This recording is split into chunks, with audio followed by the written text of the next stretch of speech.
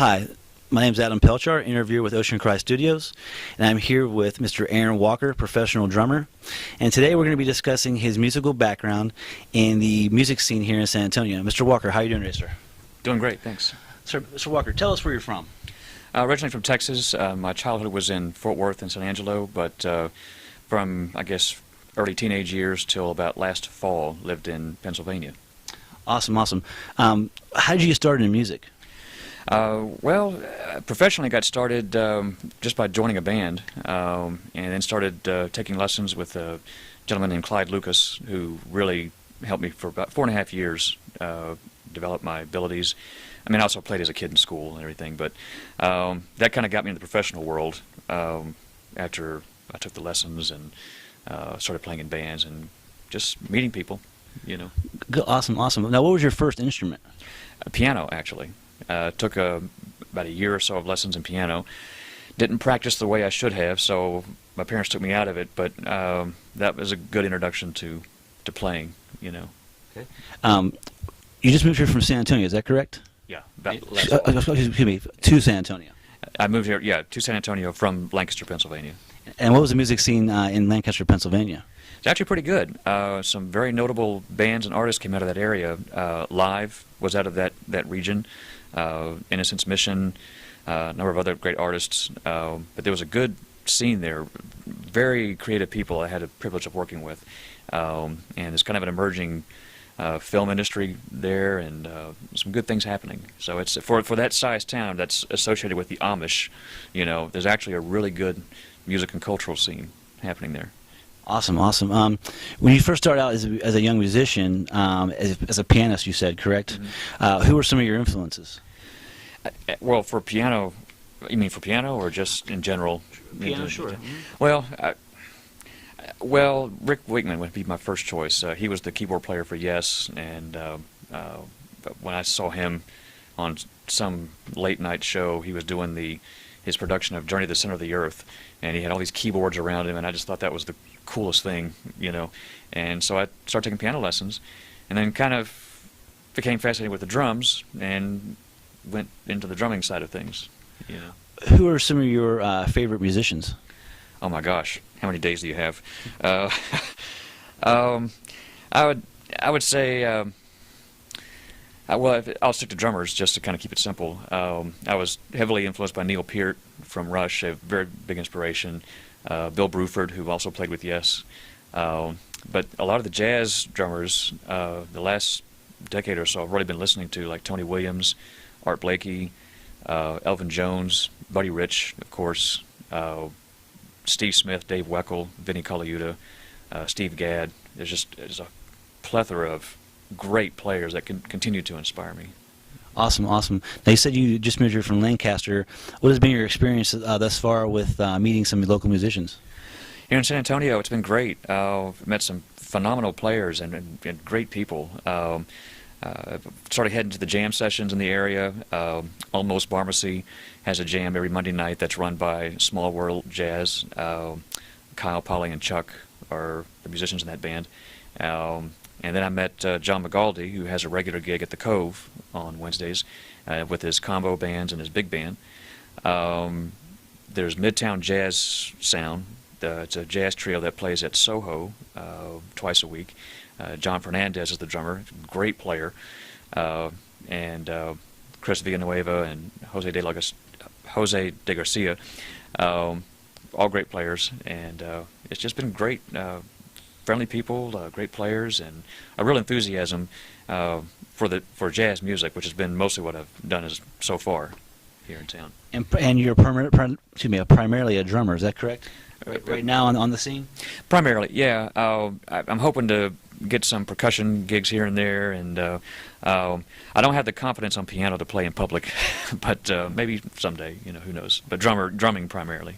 Is there any radio stations here that you're listening to? Well, KRTU, the jazz station, is probably the dominant one. I like NPR as well, and there's a classical station, 88.3, that I like to listen to.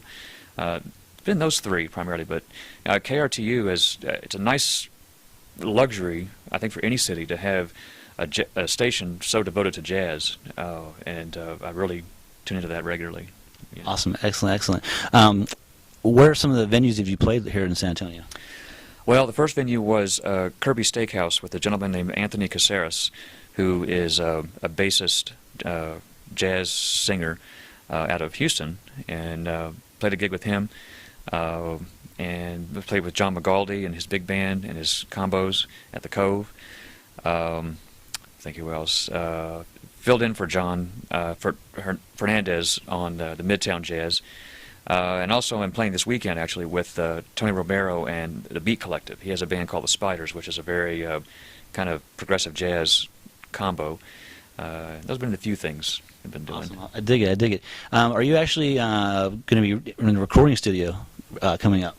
Nothing scheduled as of yet, but I'm hoping to, while I'm working with you here at Ocean Cry Studios, and as I get to meet people and get to know people, we'll have some recording gigs, hopefully. Okay. But it's been about less than a year, so it takes time for people to kind of get to know you, you know. Excellent, excellent, excellent. In your experience here in San Antonio, what would you, if you were to give advice to an up-and-coming artist or a musician, what would that advice be? Well, I would say just get out and meet people. You know, whether you're moving to the area or if you're kind of getting into the scene, even if you're from this area. I mean, have your skills there. Have your, know your music and have your skills in place. But meet people and let them know you can play. The jam sessions are great. There are jam sessions throughout the week, open mic sessions. Like I say, Almost Pharmacy on Mondays. Bone Shakers has one later on Mondays. And there are other ones throughout the week across town. You meet the musicians, you talk to them, play a little bit, and they see how you play, they see how you are, and, make some connections and have your business card ready, and, that's a good way to get some work or at least get into the scene. Yeah, pretty much in any city.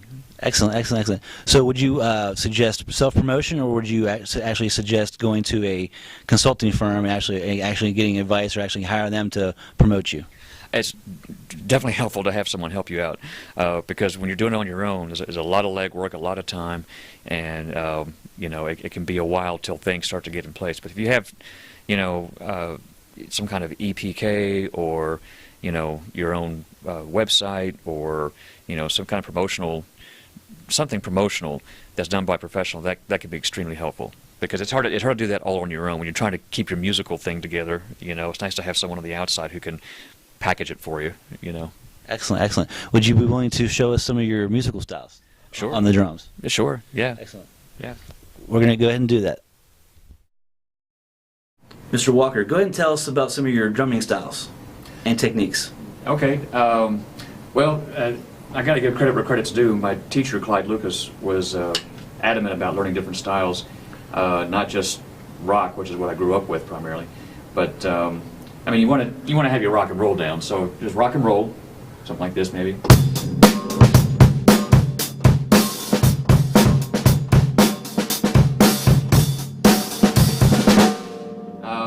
You got your blues, which can be either like a triplet feel, or it's also called a 12/8 feel.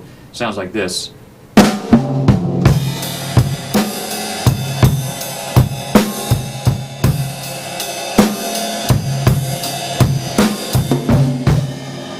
Like a slow blues. There's also shuffles, which is played in blues a lot, but in other styles as well. Shuffle has that sort of a shuffle, shuffle, shuffle, shuffle feel, like this.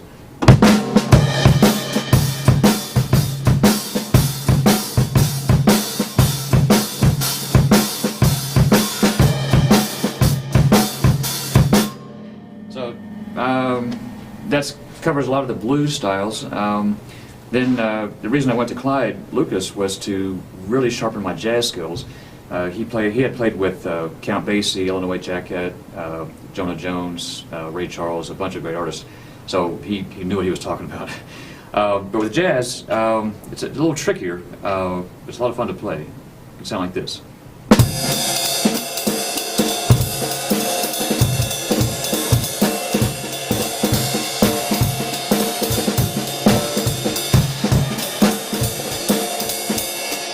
Called swing, then you have your funk, James Brown, P-Funk, Red Hot Chili Peppers, groups like that that really kind of make you want to dance, something like this maybe.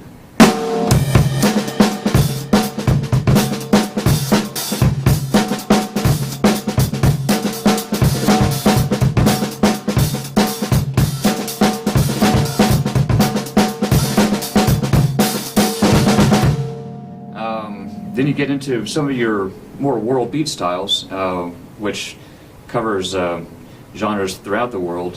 From Jamaica, you had your reggae, Bob Marley, something like this.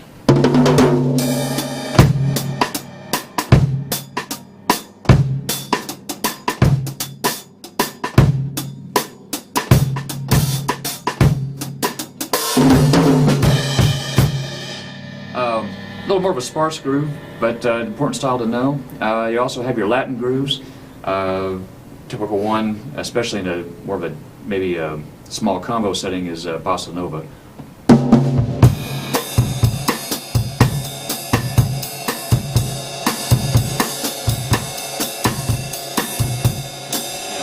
Something like that. And then you have more of your up-tempo.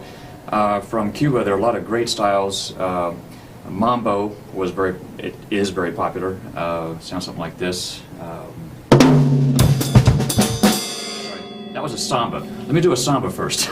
Okay, from Brazil.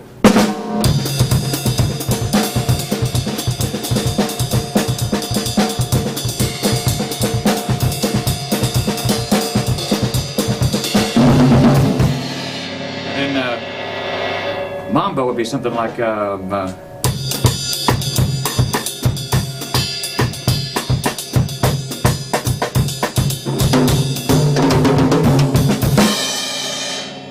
Just a handful of styles. Oh, one more. This is actually one of the first grooves Clyde taught me, was the calypso, Trinidad and Tobago area. The Caribbean grooves are very rich and are a lot of fun to dance to. The calypso's like this.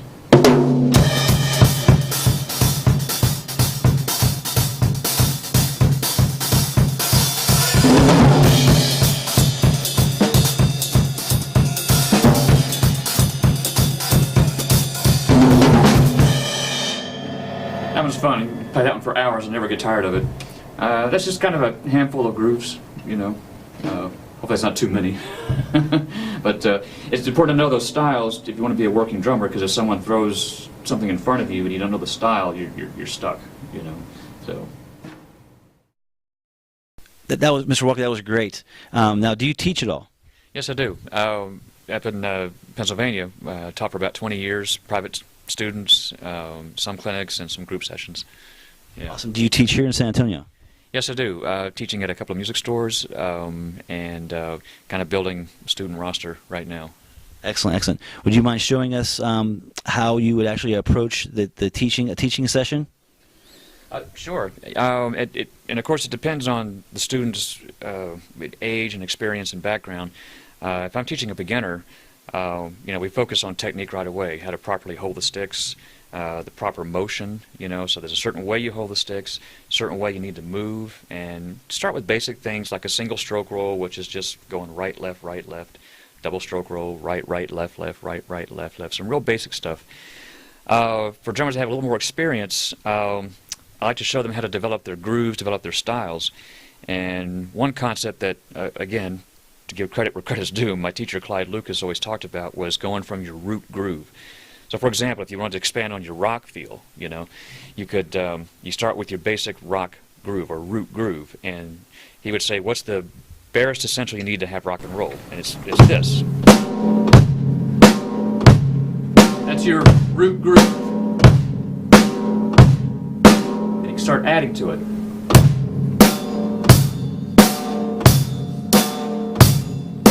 A little more.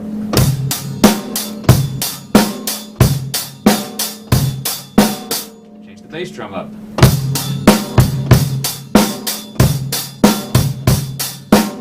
Put some hi-hat openings in there.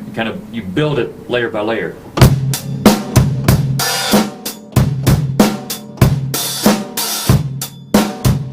Maybe add some snare drum ghost notes.